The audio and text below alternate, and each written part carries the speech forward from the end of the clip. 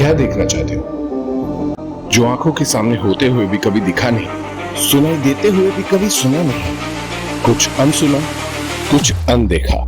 Blind spot. किसी चीज की तलाश है, किसी बात का हिसाब है, बिजनेस के संबंध में सवालों का जवाब है, स्ट्रीट स्मार्ट बवाल, कुछ ऐसे भी सवाल है जिन्हें आंसर करते हो जाता बुरा हाल है। पूरा ज्ञान का भंडार है, थोड़ा गुस्सा थोड़ा प्यार है। पॉडकास्ट के इस सफर में हर एक गेस्ट शानदार है, थोड़ी जीत थोड़ी हार है, यहाँ क्वेश्चन भी शुमार है। आप में से कुछ ये भी सोचते हो बातें कुछ ऐसी ऐसी अच्छी बुरी कैसी कैसी, झूठ की करे ऐसी तैसी, नथिंग बट सच हो ऐसी। थोड़ा रोना थोड़ी हंसी, थोड़ा सिंपल थोड़ी फंसी, कुछ बातें डायरेक्ट दिल से थोड़ी सी हो डिप्लोमेसी। कितने ही लोग मिलेंगे जो जवाब नहीं देंगे, डॉज करते रहेंगे दिल की passing the buck, but we keep on asking with a big प्रश्न चिन्ह and get all the answers cause we don't care. Blind spot. Our guest today is one of the very special real estate developers of Navi Mumbai, who has changed the shape of real estate development in Navi Mumbai and has envisaged a very special micro market within Navi Mumbai. Not only envisaged and brought development in that sector, but also christened it as Upper Kharghar. A man who has happiness embedded not only in himself, but also into his organization. The joint MD of Today Global Developers and a gem of a person, Mr. Bhavesh Shah. Welcome to the show, sir. Welcome to Blind Spot. Thank you, Yash. Thanks for having me here. Let's understand from the man himself how his journey started from Gujarat, ended up in Mumbai, and now creating history in the real estate development of Navi Mumbai. Bhavesh bhai, welcome to the show again. And can you tell me about your journey from Gujarat to Mumbai and how have you visualized this success in Navi Mumbai? Thanks, Yash. Journey के बारे में बताया तो I would like to say it did not start from Gujarat. Journey actually started from Rajasthan. Okay. मेरा जन्म राजस्थान की एक छोटे से टाउन डूंगरपुर के पास में भी एक छोटे से गांव छाणी से है. Really? तो अगर आप डूंगरपुर की बात करें तो generally most of the people do not know about this town. Correct. But जैसे ही आप राज सिंह डूंगरपुर की बात करते हैं, Oh, yes. who was former president of BCCI, तब लोग इमीडिएटली पहचान का वो वाला डूंगर. Yes, yes. तो मेरा जो जन्म है वो छाणी गांव से है. फिर जब मैं 4 साल का हुआ तब हमारा पूरा परिवार डूंगरपुर मूव हो गया. मेरी शुरुआती जो एजुकेशन है वहाँ पे एक लोकल गवर्नमेंट स्कूल में हिंदी मीडियम में हुई. Then I was lucky enough कि मेरा जो फर्दर एजुकेशन है उसके लिए I went to Vallabh Vidyanagar, जो बहुत बड़ा गुजरात का एजुकेशन सेंटर है, जहाँ पर मैंने बैचलर्स और मास्टर्स की डिग्री ली. एंड देन आई डिसाइडेड कि अगर लाइफ में कुछ अच्छा करना है, कुछ अलग करना है और बड़ा करना है, तो I need to make a big move.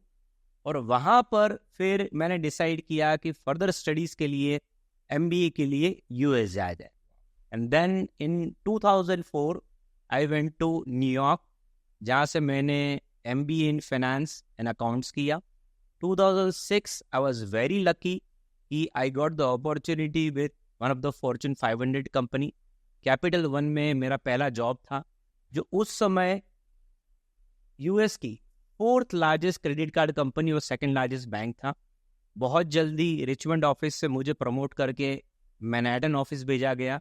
और मेरे 6 साल की कैपिटल वन की जर्नी में मैंने अलग अलग डिपार्टमेंट्स में, IT फाइनेंस में, कमर्शियल बैंकिंग में, कॉर्पोरेट प्लानिंग में, कई डिविजन्स में काम किया.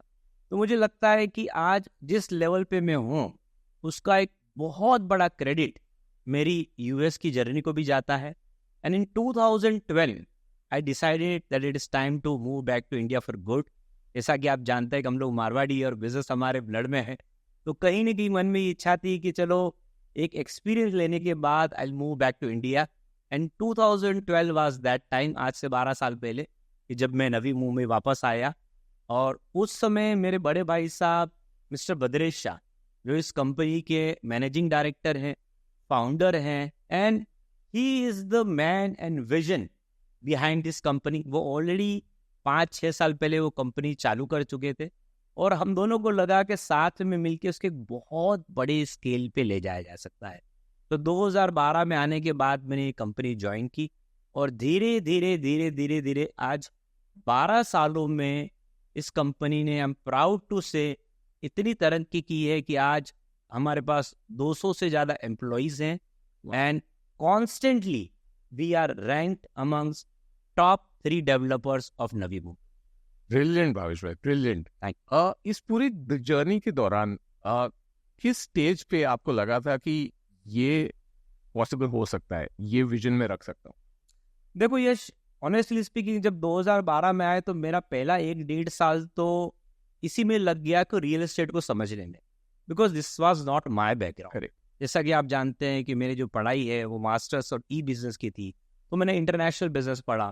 फिर जब मेरा जॉब था इट वाज फाइनेंस से रिलेटेड, तो all of a sudden real estate में आना, and real estate is all together different ball game. Correct. आपको हर चीज, आप ऐसा नहीं कह सकते कि मैं एक पर्टिकुलर डिपार्टमेंट समझता हूँ। आपको मार्केटिंग भी समझना है, फाइनेंस भी समझना है, strategy, vision, HR, planning, you need to understand everything. So I was very lucky that my big brother Badresh Shah was there, और उन्होंने मुझे पूरा समय दिया 1-1.5 साल तक इस लाइन को समझने के लिए, और कभी जल्दबाजी नहीं की कि भाई तुझे अब फटाफट वैल्यू एडिशन करना है। तो जो मुझे 1-1.5 साल का बद्रेश भाई ने समय दिया, I think that was the best period of my life. I was learning without pressure. In a way I was intern in a company जहाँ पर न पेमेंट था और न प्रेशर। बट 2014 तक आते आते यश, मुझे ये लगने लग गया कि रियल एस्टेट एक बहुत अनऑर्गेनाइज्ड बिजनेस है, और उसमें भी नवी मुंबई का बिजनेस तो हाईली अनऑर्गेनाइज्ड था, जहाँ पर डे टू डे बेसिस पे डिसीजन लिए जा रहे थे, जहाँ पर लॉन्ग टर्म की स्ट्रेटेजी नहीं थी, जहाँ पर कोई भी मार्केटिंग को बड़े स्केल पे, जिस स्केल पे अगर मैं लोढ़ा की बात करूँ या रुनवाल की बात करूँ या रुस्तम जी जिस तरीके से किसी प्रोडक्ट को अप्रोच करते हैं, उस तरह से नहीं किया जाता था। वहाँ पर क्या सिस्टम था, आपने एक प्रोडक्ट लिया, आपको प्रोजेक्ट को डेवलप किया, 2-3 साल में बेचा और आप आगे बढ़े। तो वहाँ पर मुझे लगा कि I think there is a lot of opportunity कि अगर इसको एक ऑर्गेनाइज सेक्टर की तरह से ट्रीट किया जाए और एक सिस्टमेटिक विजन लेकर 5 साल का प्लानिंग के साथ किया जाए, तो things can be very different. 2014 से 2019 5 साल लगे वो सिस्टम को, प्रोसेस को सेट करने में, और 2019 से 2024 was the time for phenomenal growth. Superb, Bhavesh bhai. Story itself is very interesting and the results are already showing. Yes. ये पूरी जर्नी के दौरान अगेन टुडे ग्लोबल डेवलपर्स, ये नाम किसने सोचा और क्या थॉट प्रोसेस था उसके पीछे? I think this is a very interesting story. I'm glad you asked this question. देखो, जैसा कि मैंने बोला कि कंपनी हम दोनों भाई मिलके चलाते हैं, तो you'll be surprised कि ये नाम दोनों का आधा दिया हुआ है। अच्छा। उसमें भी 50-50% कंट्रीब्यूशन है, क्योंकि ओरिजिनली जब ये कंपनी 2009 में चालू हुई तो इसका नाम खाली टुडे डेवलपर था। ओके। और टुडे नाम इसलिए रखा क्योंकि हमको ऐसा लगा कि आज की जो शक्ति है, प्रेजेंट की जो शक्ति है, उसे कोई बीट नहीं कर सकता।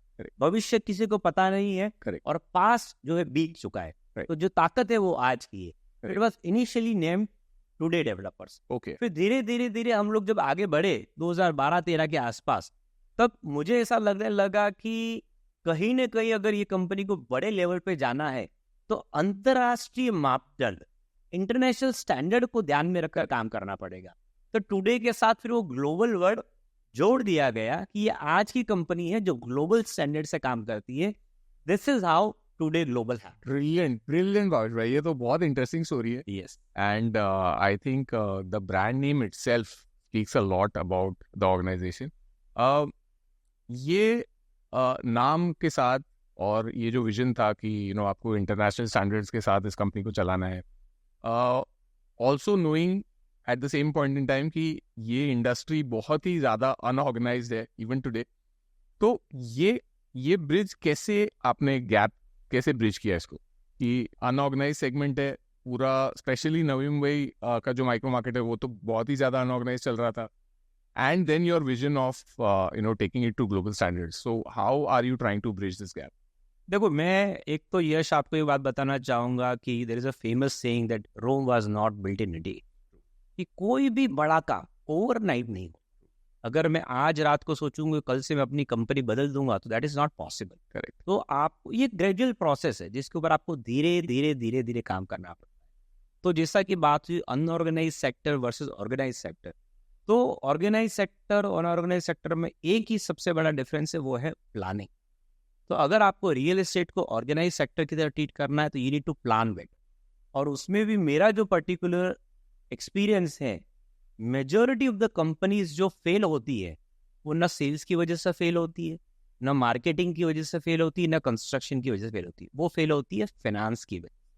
जब फाइनेंशियल प्लानिंग गलत होता है, Correct. जब कंपनीज ओवर लेवरेज होती है, जब इक्विटी का शेयर कम और डेट का शेयर ज्यादा होता है, उस केस में कंपनीज फेल होती है। तो the first thing I started doing is doing a 5-year planning for the company and doing a 12 months rolling forecast।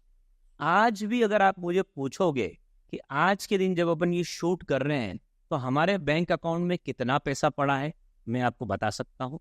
मैं आपको ये बता सकता हूँ कि मंथली कलेक्शन सारे प्रोजेक्ट्स के मिला के कितने 25 लाख स्क्वायर फीट काम चालू है। Wow. But I can tell you every month कितना कलेक्शंस आने वाला है, कितना पेमेंट्स हमको करने हैं इंक्लूडिंग बैंक ईएमआई, कितना सेविंग हो रहा है जो फ्यूचर प्रोजेक्ट्स में डाला जा सकता है, और कितना emergency fund we need to maintain as a company. And we do that as a 12 month rolling forecast. So we do 5-year planning, 12 month rolling forecast and quarterly appraisal comparison to the budget, that what we budgeted versus what we actually have. तो पहला तो ये जो है financial planning में हमने सबसे बड़ा ऑर्गेनाइज तरीका लाने का कोशिश की है। दूसरा डिफरेंस जो हम लोग लेके आए वो मैन पावर प्लानिंग में, तो बोलते हैं you are as good as your team. True. एक जो सबसे बड़ा मैं शॉर्ट कमिंग या कमी बोलूंगा जो मैंने नवी मुंबई मार्केट में नोटिस किया कि यहाँ पर कई डेवलपर ऐसे थे जिनको ऐसा लगता था कि गिटार भी मैं बजाऊंगा, तबला भी मैं बजाऊंगा, गाना भी मैं गाऊंगा, पियानो भी मैं बजाऊंगा, Correct. खाना भी मैं बजाऊंगा और सर्व भी मैं करूंगा, क्योंकि पार्टी मेरी है। तो ये तब तक ठीक है जब आप छोटे स्केल पे काम कर रहे हो, 1 लाख 2 लाख 3 लाख पे काम कर रहे हो। But once you go to a bigger scale, you need to have specialised people for specialised role. You need to understand how delegation of authority works. You need to understand how delegation of work happens. तो धीरे धीरे हम लोगों ने क्या किया, major जो departments थे उनको डिवाइड किया, और हर डिपार्टमेंट में एक स्पेशलाइज सीनियर पर्सन इंडस्ट्री से लेके आए जिसको मिनिमम 15 से 20 साल का experience. To give an example, आज हमारे पास हर डिपार्टमेंट के लिए, फॉर एग्जांपल जो आज हमारे साथ हमारे सेल्स देखते हैं, जो चीफ सेल्स ऑफिसर है, he has more than 20 years experience in industry. I have a chief financial officer जो खुद चार्टर्ड अकाउंटेंट है, आई have a chief marketing officer, I have a chief legal officer, I have a chief strategy officer, Wow. I have a chief of staff. यानी आप generally real estate में कभी नहीं देखेंगे कि लोग इस लेवल पे डिटेलिंग में हायरार्की पे जा रहे हैं। And all these people are unofficially, not officially, because we are not a publicly listed company, are members of our board, Really? who ultimately report to myself and मेरे बड़े भाई Badresh Shah. Really? तो ये 8 लोगों का जो टीम है, या 7 या 8 लोगों का जो टीम है, वो टीम मिलके सारे डिसीजन लेता है, ताकि 2 चीजें, एक तो मुझे माइक्रो मैनेजमेंट ना करना पड़े, और दूसरा जो एक्सपर्टीज है उसका हमको फायदा मिले, और उसके बेसिस पे। Correct. Brilliant, Pravesh. मतलब it is very idealistic to run an organization like this, but because blind spot है ये, और थोड़ा सा we will try to unreveal certain things which are not spoken about. Developers are, like you only said, developers are largely known to manage everything by themselves. They want to control everything. They have want to have a control on all the aspects of real estate, sales, construction, marketing, HR, everything. From there, moving to, like you said, delegation of authority, having a set of people, but उनको authority भी दे के उनसे काम करवाना, ये journey कितना comfortable रहा as the promoter? देखो यश, कोई भी चेंज लाइफ में कभी भी इजी नहीं होता। राइट। देखो मैं आपको एक सेइंग बोलूंगा जो हिंदी की बहुत पुरानी कहावत है, जिसका काम उसी को साजे और करे तो डंडाबाज। यानी इसका मतलब क्या होता है कि जो आदमी जिस चीज में स्पेशलिटी रखता है उसको ही वो काम करना चाहिए। लाइक मैं अपना एग्जांपल देता हूं, I am very bad with reading drawings and architecture related work. तो अगर आप मुझे बोलोगे कि आर्किटेक्ट के साथ बैठ कर आपको बिल्डिंग प्लान करना है, तो I am going to do a miserable job. Okay. But अगर आप मुझे बोलोगे कि कोई कैंपेन डिसाइड करना है, या मार्केटिंग प्लान, या सेल्स प्रमोशन स्ट्रेटेजी, या financial planning, I am going to do a very good job because I am good at it. Right. तो जब मैंने और मेरे बड़े भाई ने मिलकर डिसाइड किया कि we are going to have specialised people for specialised job, पहले 3-4 महीने डिफिकल्ट थे, क्योंकि उनको हायर करने के बाद भी वो जो पुरानी आदत थी सालों की, 15-20 साल पुरानी, हर काम हम खुद करने जाते थे, या हर काम में हम उनको आइडिया देते थे कि ये काम को आप इस तरह से करें। हाँ। देखो, आप अगर शेफ को बताओगे कि आपको कोई स्पेशल इटालियन डिश है, आप इटली से शेफ लेके आए और आप बोल रहे हो कि देख जब तो पिज्जा बनाएगा ना, तो क्रस्ट को इतना आप पकाना, इतना चीज डालना, इतना उसके अंदर सॉस डालना, और फिर बाद में आप खाओगे कहोगे मजा नहीं, थोड़ा तड़का भी डालोगे। हाँ, और आप कहोगे कि नहीं यार शेफ अच्छा नहीं। राइट। नहीं, शेफ अच्छा है। Correct. आपने उसको इतना माइक्रो मैनेज किया कि अल्टीमेटली उसने वो चीज प्रेजेंट की जो आप Correct. चाहते थे। Correct. आपको करना क्या चाहिए था? आपको इटालियन पिज्जा खाना था, you got a chef from Italy, आपको बोलना चाहिए था मुझे इटली का फेमस पिज्जा बना के दो, Correct. तो शायद वो बनाता जो इटली में पिज्जा हो। Correct.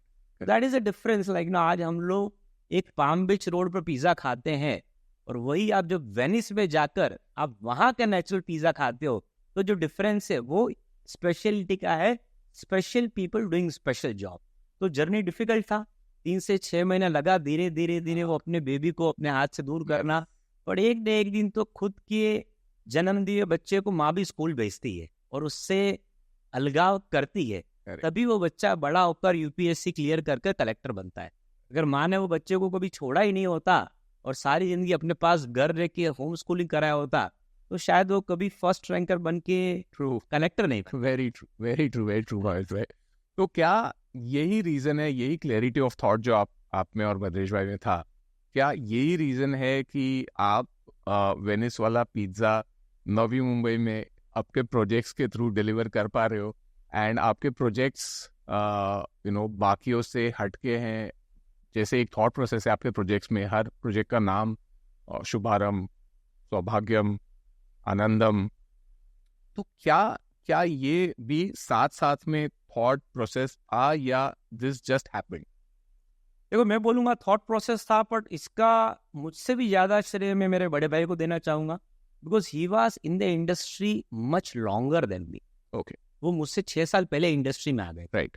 तो ये जब चेंज प्रपोज किया और उन्होंने उस चेंज को एक्सेप्ट किया, बिकॉज एक टाइम था जब वो सारा काम खुद करते, मार्केटिंग भी वही करते थे, सेल्स टीम भी वही चुनते थे, कंस्ट्रक्शन भी वही करते थे।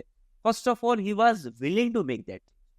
जब वो चेंज किया तो as I said overnight success नहीं मिला, बट जब धीरे धीरे स्पेशलाइज्ड लोग आने लगे, जैसे प्री सेल्स के मैनेजर्स आने लगे, सेल्स के मैनेजर आने लगे, सबको इंसेंटिव सिस्टम पे बांटा गया, सबको स्पेशलाइज सिस्टम पे लाया गया, तो आज सक्सेस का एक बहुत बड़ा रीजन क्या है? सक्सेस का बहुत बड़ा रीजन है कि हम लोगों ने बाकी सब डेवलपर्स से अपना model different. Correct. How the model was different? बहुत सारे डेवलपर का मॉडल है, आप नवी मुंबई का सबसे प्राइम प्लॉट ले लो, भले वो कितना भी महंगा हो, आप बोर्ड लगाओगे, दुनिया की पब्लिक आएगी और माल बिक जाएगा। प्रॉब्लम क्या है उस मॉडल में? 2 प्रॉब्लम है। एक तो क्योंकि वो इतना प्राइम प्लॉट है, सारी दुनिया उस प्लॉट को खरीदना चाहती है, राइट, इसलिए उस प्लॉट की प्राइस बहुत ज्यादा है और मार्जिन कम है। दूसरा, वो प्लॉट खत्म हो जाएगा, आप फिर एक दूसरा प्लॉट ढूंढोगे। हमने मॉडल अलग क्या किया कि हम लोग ये जो मॉडल है, जिसको सिडको में 12.5% का मॉडल है, जिसके अंदर सिडको लैंड अलॉट करता है, हमने वो मॉडल छोड़ के 7-12 का मॉडल अपनाया, जिसमें आप लैंड एक्वायर करते हैं over the period of time. और ये सारी लैंड जो हम लोगों ने एक्वायर की, वो सिडको की रेंज से बाहर एक्वायर की, और उस जगह को जो शहर से दूर थी इतना खूबसूरत बनाया, डेवलप किया, प्लानिंग किया, और बहुत ज्यादा हम लोगों ने उसके ऊपर मेहनत करके हम लोगों को वहां तक लेके गए और एक भविष्य दिया। एक छोटा सा फिगर आपको दो, you will be very surprise. पिछले 1 साल में टुडे के सारे प्रोजेक्ट के अंदर हम लोगों ने 19,234 विजिट करा है। तो just imagine, stunning. Hats off to our vice president of sales, इतना बड़ा नंबर अचीव करना और 1 साल में इतने लोगों को साइट विजिट करना, you can imagine how much effort we are. Brilliant Bhavesh भाई। सो भावेश भाई, फिर कंटिन्यूइंग विद दिस, एक और क्वेश्चन दिमाग में आता है कि जैसे आपने बताया कि you adapted the best practices of the industry. At the same time, you stuck to your vision, your values. ये सब के बीच में मुंबई जैसे मार्केट में, coming down to Navi Mumbai जैसे मार्केट में, how did you manage to create this, very different micro market itself called Upper Kharghar, and you are largely, आपको श्रेय जाता है उस माइक्रो मार्केट को क्रिएट करने का और शायद उसको नामकरण भी करने का. तो ये विजन आपका पहले से था कि मैं यही करूंगा, या ये धीरे धीरे बनता गया आपका? नहीं, I am going to be very honest, ये विजन पहले दिन से नहीं था कि हम वहाँ पर अपर खारघर बनाएंगे, नई दुनिया बनाएंगे. बट एक चीज़ हम लोगों ने जो रियलाइज की थी वो ये, क्योंकि सिडको 12.5% स्कीम से बना था, तो एक तो यहाँ के प्लॉट्स बहुत छोटे थे, राइट, 1000 मीटर, 2000 मीटर, 2500 मीटर. तो जब आपका प्लॉट इतना छोटा है 1000 मीटर का, आप चाहने के बाद भी कोई एम्यूनिटीज नहीं दे सकते. तो आप अगर नवी मुंबई के ज्यादातर प्रोजेक्ट्स देखोगे तो वो 7 स्टोरी 14 स्टोरी प्रोजेक्ट्स है जिनमें हार्डली कोई एम्यूनिटीज है. बहुत एक्सेप्शनली कोई 5% प्रोजेक्ट होते हैं जो 5000 10,000 मीटर बड़े होते हैं, जिनके ऊपर आपको एम्यूनिटीज मिलती. जनरली नहीं. अगर आप छोटे एरियाज में जाएंगे, करंट जाड़े या पनवेल के कोई एरियाज में, तो वहाँ पर आपको छोटे प्लॉट और छोटे प्रोजेक्ट मिलते हैं. तो वहाँ से हमको आइडिया आया कि क्यों न ऐसे प्रोजेक्ट बनाया जाए जहाँ पर 50 लाख स्पेंड करने वाला आदमी भी वो एम्यूनिटीज अफोर्ड कर सके और एंजॉय कर सके, जो एम्यूनिटीज 5 से 10 करोड़ का पाम बीच पे घर लेने वाला आदमी कर. 50 लाख में जो आदमी घर खरीद रहा था उसके पास एम्यूनिटी के नाम पे खाली पार्किंग था, which is technically not immunity. और यही आदमी जो पाम बीच से 5 से 10 करोड़ का घर खरीद रहा है, उसके पास स्विमिंग पूल भी है, जकूजी भी है, चिल्ड्रंस पार्क भी है, जॉगिंग ट्रैक भी है, लाइब्रेरी भी है, इंडोर गेम रूम भी है, जो 50 लाख वाले के लिए खाली सपना था. तो हमने जो एक बोलते ना, एक यूएसपी होता है, यूनिक सेलिंग प्रपोजिशन, राइट. तो जो अपर खारघर का जो मार्केट, जो प्रोजेक्ट हमारा जो सबसे ज्यादा हिट हुआ, आनंदम, वो क्यों चला? क्योंकि जब हम लोगों ने वहाँ प्राइस चालू किया तो स्टार्टिंग में टिकट साइज था 45 लाख. 45 लाख के अंदर हम लोग 20,000 मीटर बड़े प्रोजेक्ट में काम कर रहे थे. वहाँ पर 4,000 मीटर का क्लब हाउस बन रहा था, जितना बड़ा प्रोजेक्ट नहीं होता सिडको में. एमेनिटीज के नाम पर 28 एमेनिटीज थी.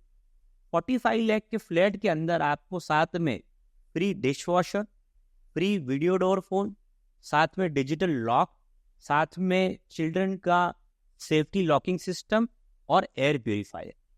तो पीपल नेवर इमेजिन कि 45 लाख में ये दुनिया भी मिल सकती.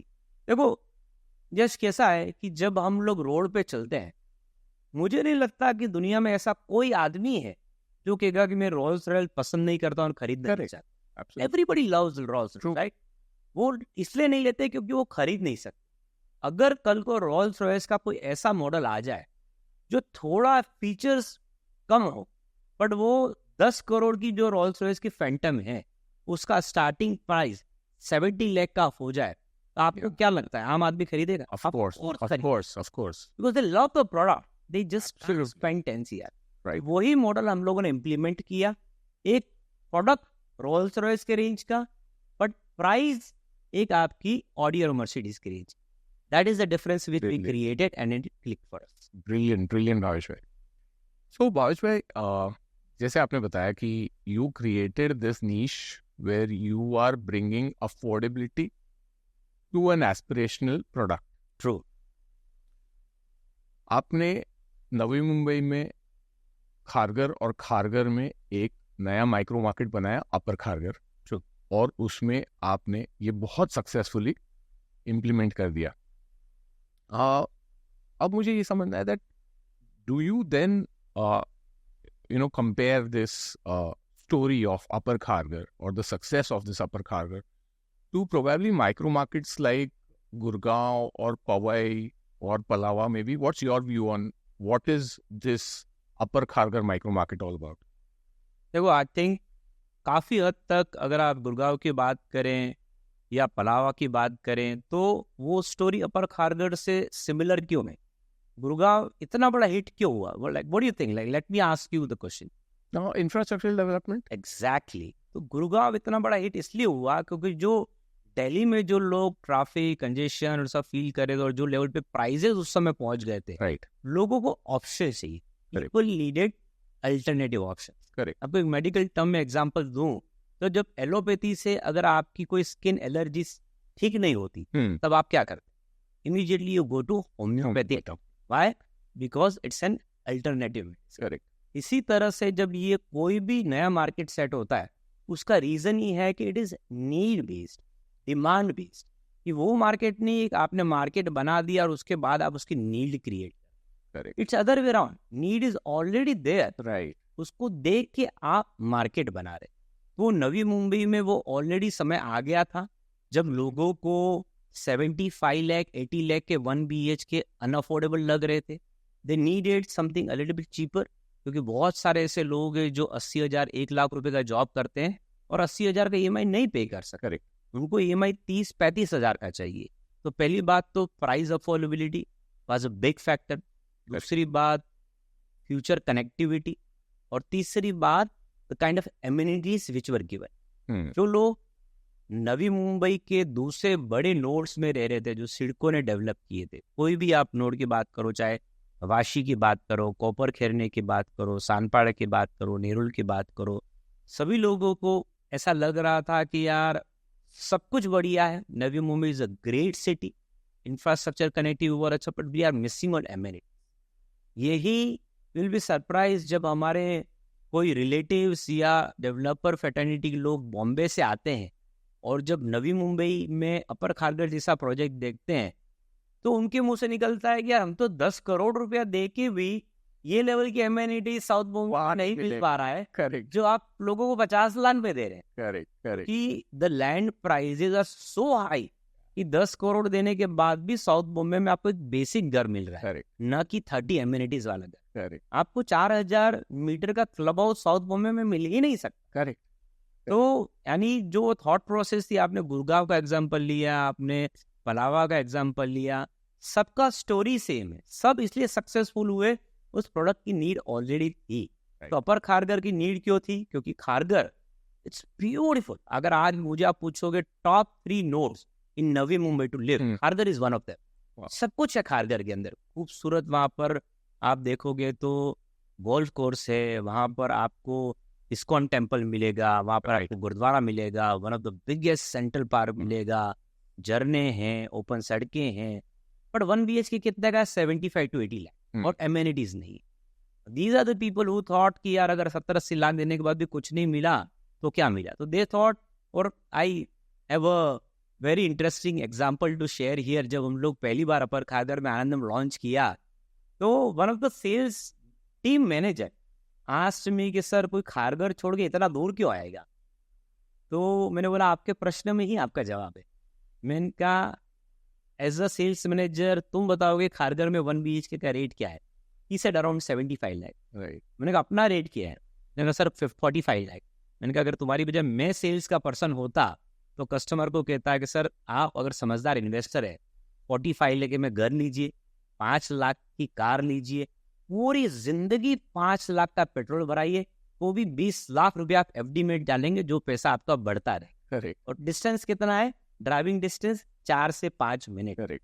तो 4 मिनट में अगर आपको ऐसा आपको सोसाइटी फ्लैट मिल रहा है यहाँ पर 30 लाख रुपया, प्राइस कम है और 25 एमिनिटी ज्यादा है, तो 3 से 4 मिनट तो अपना दिन का निकाल ही सकते हैं. एक गाना एक्स्ट्रा सुन लीजिएगा.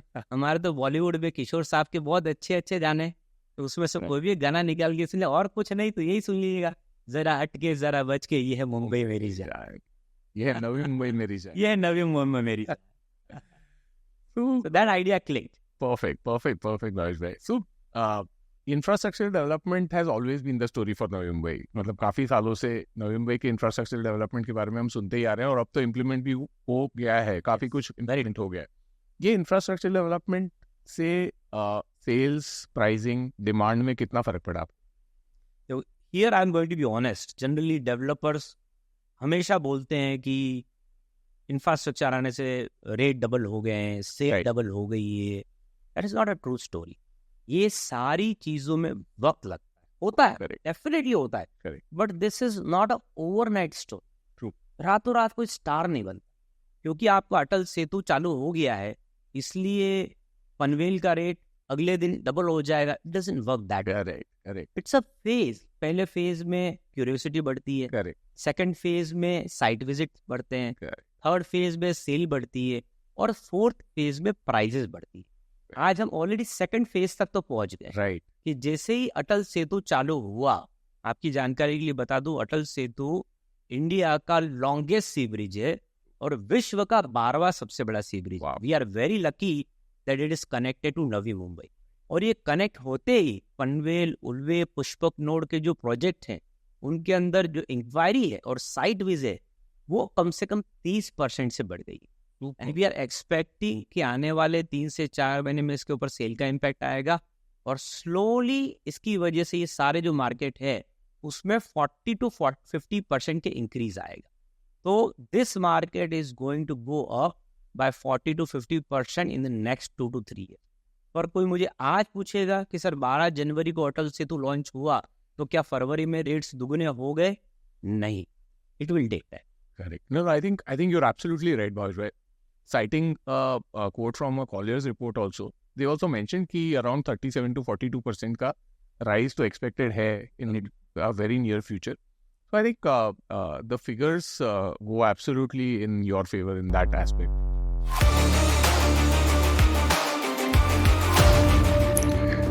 We'll continue with some more exciting talks with Mr. Bhavesh Shah on the next episode of Blind Spot.